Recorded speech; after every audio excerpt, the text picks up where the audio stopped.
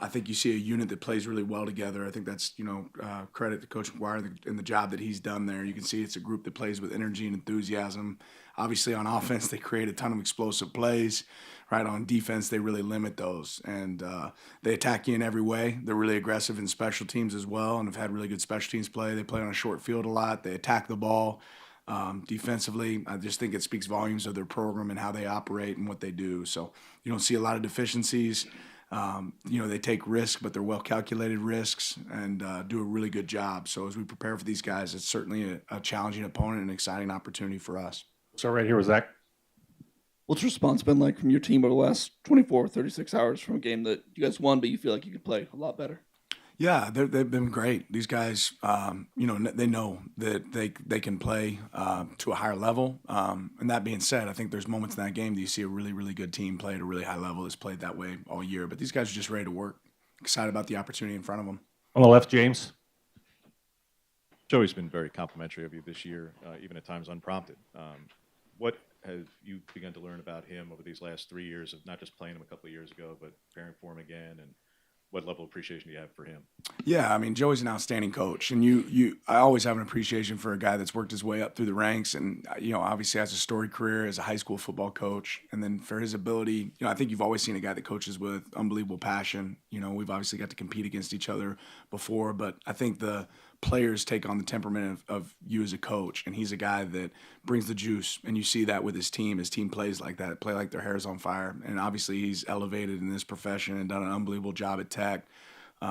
Creating a culture there and creating a great roster, putting the right people around him. I think he deserves a ton of credit for that and what he's built and what he's created.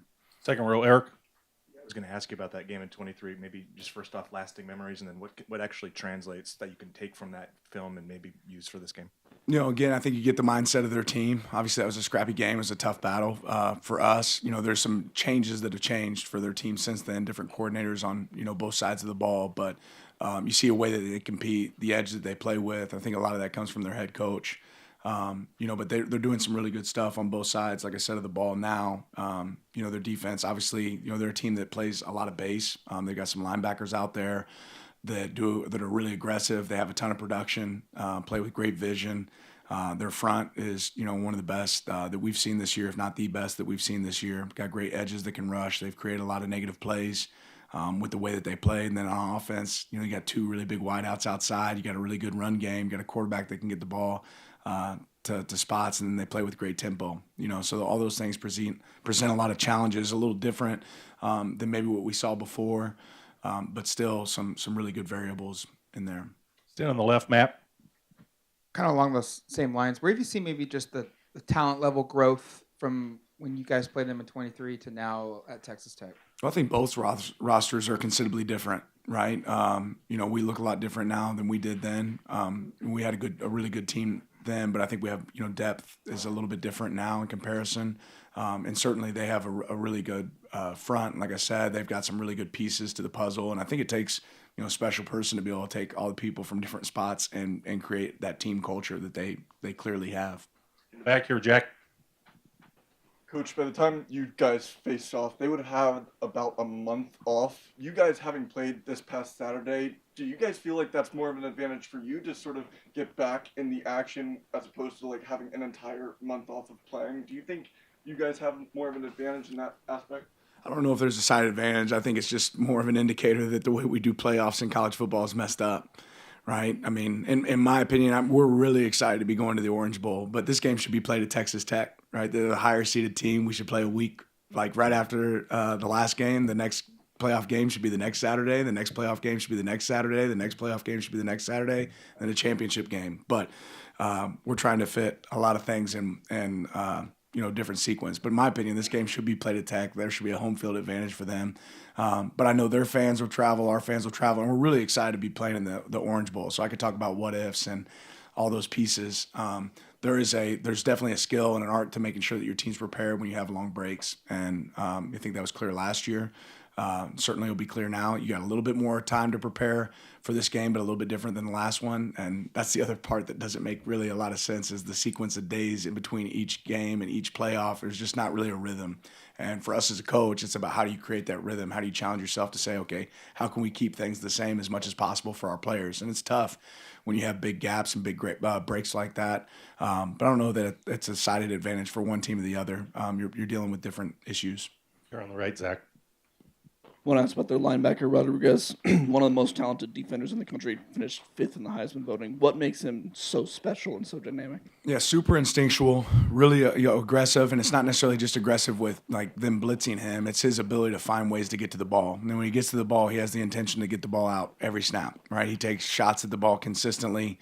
Obviously, in the Big 12 championship game, you see their other linebackers show up making interceptions. They just play really well as a unit, and he's certainly a guy that brings that same juice for them. You see the whole defense play with that mindset, and I think he's where it starts. James. Can you detail a bit, Dan, about how your relationship with Spencer Leftwich in 2011 at Pitt, how that developed as quickly as it did in that year to where obviously that helped lead to Cutter being here now twice and where he's headed, and what the unique matchup will be for him and his brother in this game on Saturday? Yeah. Obviously, a special, unique matchup with Mac being the offensive coordinator over there.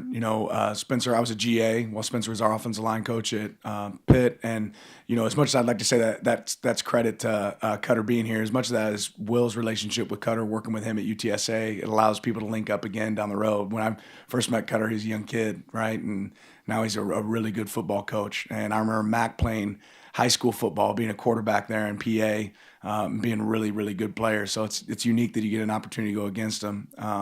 So a little bit of a house divided there, but two outstanding coaches. Obviously, Mac, what he's been able to do there at Texas Tech, and before that, Texas State and Incarnate Word speaks for itself. He's had a lot of success. One of the most dynamic offenses in the country, and we got the bigger Leftwich on our side with Cutter, and he's done an unbelievable job for us. I'm really excited about him and his opportunities in front of him. On the left, Eric. You guys might have the best pass protection unit in the country. They might have the best pass rush unit in the country. Talk about what stands out with them and how big of a matchup that can be in terms of just the push-pull there. Yeah, again, they generate a ton of negatives, and a lot of it comes from rushing coverage, rushing the four guys up front and letting the guys in the back end cover, and they do an outstanding job of that. They've got an arsenal of pass rush moves that you see show up, especially on the edges. Those guys, are a matchup issue. They do a really good job. So we'll have to do a great job of protecting the quarterback and making good decisions there. You're on the right, Zach. You mentioned struggling to find consistencies with the difference in days between games. What does it look like this week, these next 10 days with the holidays? Is there enough time for players to get away, kind of like you got that break before last game, or what's the schedule look like for you? Yeah, there's not really that opportunity. And our players bought into that right when we hopped into playoff mode that, hey, we're going to kind of take our break now at the beginning. And I think it was a good reset for them. But, we'll be working. They'll get some time just right around Christmas, and we'll get some time to fellowship with each other. But beyond that, it's going to be really intent and focused on Texas Tech. On the left, Matt. Tatum's had a tackle for loss in every game this season, 14 on the year. It's the most since KT had it his freshman year in 2019. Can you just maybe speak to his development, his importance, and just how his game every week is consistent at that level? Yeah, Tatum Tuioti does not get enough credit. I don't know if everybody in college football recognizes what kind of player we have in Tatum. He's gotten better every single year. He's disruptive. He's a player impact guy. Plays the run extremely well, rushes the passer well. There's a lot of things that Tatum does really well. He's a really smart player. Obviously, he's Tony's kid, so he's grown up in it his entire life. But you see a guy that executes at a really high level and makes an impact in every game for us. You just said it. It's not easy to go get a TFL in every game. And it's not like we're calling every play for him to go make a TFL every single snap either. So for him to make that impact, that's really credit to him and being a great finisher. Back to James. There an update on Jordan Davison after Saturday? Yeah, again, think that he'll be in good shape for this next game. Here we go, Zach. From an outside perspective, there's been a lot of noise that the way that Texas Tech has built their program through the transfer portal is, seemed as less than. You've dealt with that noise in the past before. I know you don't care at all about what other people say, but how impressive is it to you that McGuire's been able to go into the portal and use NIL to his advantage to build this type of roster. Yeah, he's built a great roster, and college football is about adapting. This is obviously a program that's done an unbelievable job adapting and saying, okay, let's make our team the best they can possibly be, and they've done that this year. So they deserve credit for that because you have to evaluate. There's a lot of teams that take people out of the portal, right? There's not a lot of teams necessarily that always have success. It's about evaluating that talent, getting them to play together, and creating a team that does that. This is a team that's done that. Back to Eric on the left. What makes Morton a good quarterback for them? Yeah, again, they operate extremely fast, and he makes great decisions. He's a guy that can make the throws necessary. He's got great weapons. I think he understands that, right? When I'm throwing it to these guys, they've got tight ends that can catch the ball. They have running backs that catch the ball in the backfield. They got really big wideouts outside, slot receivers. They throw screen game extremely well. They attack down the field. You don't have the amount of explosive plays they've had this season, right, without having a good operator at quarterback, right? And he's been a great operator and done a great job there. Back to James on the left. With a chance to review the film from Saturday, your thoughts on Dak and Gary getting back from injury, but also Gavin and Matt Johnson, redshirt guys who got a chance to get out there and get some run additionally in the fifth game. Yeah, a lot of guys. It's great to have some players back. I know Corey didn't have a million catches in that game, but he had some outstanding blocks in that game. Same thing with Gary, was able to make an impact in that game. It was great to have those guys out there. We see those guys as guys that are leaders for our team and do an unbelievable job. And even though they were limited a little bit in practice, the role can grow for them because of their health and them getting back and getting healthy. And then Matt's been a player that's grown all year. I'm really proud of Matt Johnson and Gavin as well. Those are guys that have been bounced back and forth between giving us looks and then being guys that are in the rotation to be able to play for us. For courtesy to them, we felt like they could have certainly played more snaps this season, but being close enough to where how big of a role is that? Do we give them an opportunity to redshirt? We thought that was in the best interest of them as players, but they're guys that could definitely be out there on the field helping us, and they were able to do that on Saturday and continue to see their role growing as the season goes on for us. Back left, Olivia. All season you've talked about consistency and preparation no matter the stakes or who the opponent is, but I'm just curious, does it vary at all player to player? Are there some guys where you can use the stakes of the game to fire them up a little bit and some guys where you're like, no, consistency, and how do you navigate that as a coach? Yeah, I think ultimately the players understand the stakes of this game, right? And it means a ton to them. So it's probably more on the other end of, okay, let's focus on consistency of what's got us to where we're at this point, and how do we, attack the things that we have to improve on. But everybody knows the stakes. These are moments that you're excited to get to go be a part of, and these guys have earned it, but they've earned it with being consistent. Sit on the left, Matt.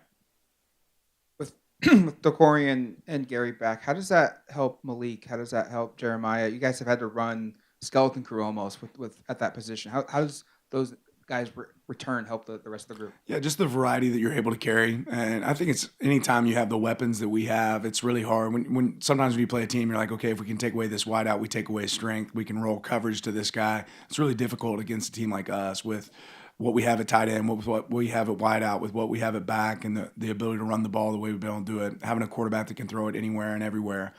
All those things have really added up. So strength in numbers is something that's paid off for us all season. And now having those guys back and fresh, it definitely gives us, the ability to attack people in different ways. James. Looking back at the defense as a whole this past weekend, Dan, is there something that stands out in terms of the things that can be controlled and things that can be corrected to get better results? 100%. But those might be. Yeah, I won't really get into detail just because there's things that we can definitely attack that we can do better. Biggest piece is just getting off the field, right? We had some sustained drives in that game, and we gave up more explosive plays in that game than we have in the past. So figuring out ways to limit those and get off the field. Eric on the left. I guess with the game and being able to assess that, how would you assess Tosh and Will and how they've been able to manage all that they've had to deal with the last? Their focus has been incredible, with everything that they're, dealing with, and there's a lot, and it's a real challenge. Again, I've experienced it myself, so I know what that looks like, but they've done an unbelievable job being able to attack, put in the same amount of effort and work, and there's just not more hours in the day. So you're working outside of those hours and you're not getting a lot of sleep. And that's the part you hope that we're all getting enough sleep that we can be effective when we go out there. But the focus, the attention to detail, like that hasn't changed. It wouldn't look any different than if we went week 5 in the season or week 6. Like the intent and the focus that these guys have put on their game prep is really good. Back here on the right, Jack. We talked a lot about Texas Tech's defense as well. Specifically, Jacob Rodriguez, he presents a lot of problems for the passing attack. What have you seen from Jake Rodriguez and what you've studied already that allows him to have so much success in the past defense? Yeah, a little bit of what I said about him already. The ability to play with great instincts. He's a very instinctual player. I think that they do a great job closing zones and closing pictures for those guys in the back end. They attack the ball. Obviously, when you're up for the Heisman, there's a reason, right? And he's been that guy. He consistently attacks the ball. That's the one thing that really stands out on film is, the way he runs the ball and the way he attacks the ball when he's tackling people. He's not just trying to tackle you, he's trying to knock the ball loose. On the left, Matt. Before JMU, Dante said that he made too much of the moment against Indiana, and after that he took a different approach. How do you feel like he's grown since that game? Because this matchup will be maybe the best defense he played since that game. Yeah, I think the biggest piece is just experience, man. Like getting more reps and more opportunity, more time. Like our quarterback is not the same quarterback when he started the season in the decision-making process. I know there's a couple that didn't go his way the other night, but ultimately you see a guy that's gotten better and better each week. His understanding, knowing how to solve problems, right? He knows that, right? He knows how to solve problems within our offense. He can check to a lot of things himself that allow us to have success, and I think he's proven he can make every throw, and he's got a lot of weapons that he can use. And that's probably the biggest piece that makes Dante different is every route's alive on every play, right? Anybody can get the ball on every play, and that's not always the case in every offense. Back to James. There are other unanimous All-American. Bailey, you've played before. What have they done to put him in an even greater position to, when he was having success at Stanford, be even better? And how different a player is he than the guy you played a couple of years ago? Yeah, I mean, he's certainly improved, right? He's a player that's gotten better. But again, I think the misconception here is that these guys are really good at rushing the passer and they're not disruptive in the run game. And these guys are both, right? They're one of the best run defenses in the nation. But that's something you heard early in the season about, these guys can rush the passer. Can they stop the run? Like, these guys can stop the run as well. They strike blocks. Both edges, like I said, are really, really strong players, do a great job. Obviously end up in the backfield a ton. And when they do get the opportunity to rush, they take advantage of it. We're going to go to the Zoom. If you're on a Zoom and you want to ask a question, we ask you to turn your camera on. Owen? Yeah, Coach, we've just heard a lot about the mutual respect between coaches. You talked a lot about Coach Chesney, and then from Coach McGuire this morning, just said he really appreciates what you do. I'm curious, just when you're facing other elite staffs in December and January, just what the opportunities to learn from them are.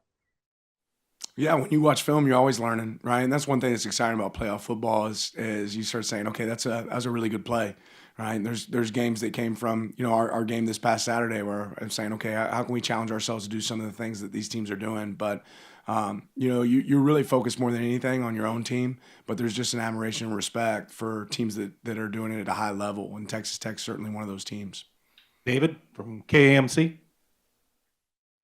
Yeah, Coach, you talked a little bit about Baron Morton, but could you discuss the run game for Texas Tech as well? Two guys, Cam Dickey and Jacoby Williams, obviously a dual threat out of the backfield. Yeah, one, yards after contact, stands out right away. 20 obviously does a great job of stop and go. I think they have a really good balanced attack with both those guys. Inside runner, 8 runs extremely hard, breaks a lot of tackles. They both have great top end speed, so it shows up. And I think, again, the part that's probably not credited enough is the amount of receptions out of the backfield. I think they've got 54 receptions out of the backfield between the two of them. And that's another place where the quarterback does a great job of getting down to check downs when the vertical shots aren't there, or in the screen game, or easy throws on the perimeter. But they break tackles. They run extremely well. They run really hard. They break a lot of tackles and create extra yards after contact. Justin from KCBD. Hey, Coach. Just wanted to ask you and get your thoughts on Texas Tech. And there's been a lot of things that have been said about the conference that they play in. But from a coach's perspective, what do you see from this team that maybe the outside noise doesn't? Well, one, good football is good football, and I've kind of always said that here is, regardless of what conference you're in, are you playing a high level of ball? And these guys play a really high level of football, right? And they've not just played opponents, they've dominated opponents, right? And to not dominate the way that they've dominated speaks volumes about what kind of team this is. So there's a ton of respect for them because they've got the winning formula, right? They protect the ball, they attack the ball on defense, right? They create explosives on offense, they prevent explosives on defense, they play really good special teams play. I think all those things show up, and you say, "What's a good football team?" Like those are the attributes. They have those attributes. Don from the Lubbock Avalanche Journal. Hey, Coach. I know you've I'm sure you've told this story before, but Keith Patterson, the former defensive coordinator here at Texas Tech, talked about how relentless you were in pursuing them for a job when you were a young coach. I want to say Keith said something like you drove halfway across the country trying to get the GA job with them. Can you relate that story from your standpoint? Yeah, I've told it several times, but yeah, I was anxious to get into college football, and Coach Patterson gave me my first opportunity. I actually talked to him again last week and congratulated him on his success there at Abilene and the job he's done. But ultimately, waited in the lobby until I got an opportunity, and that's what I wanted, was just an opportunity to be able to coach college football. And Keith's the guy that gave me that opportunity, so forever grateful for him.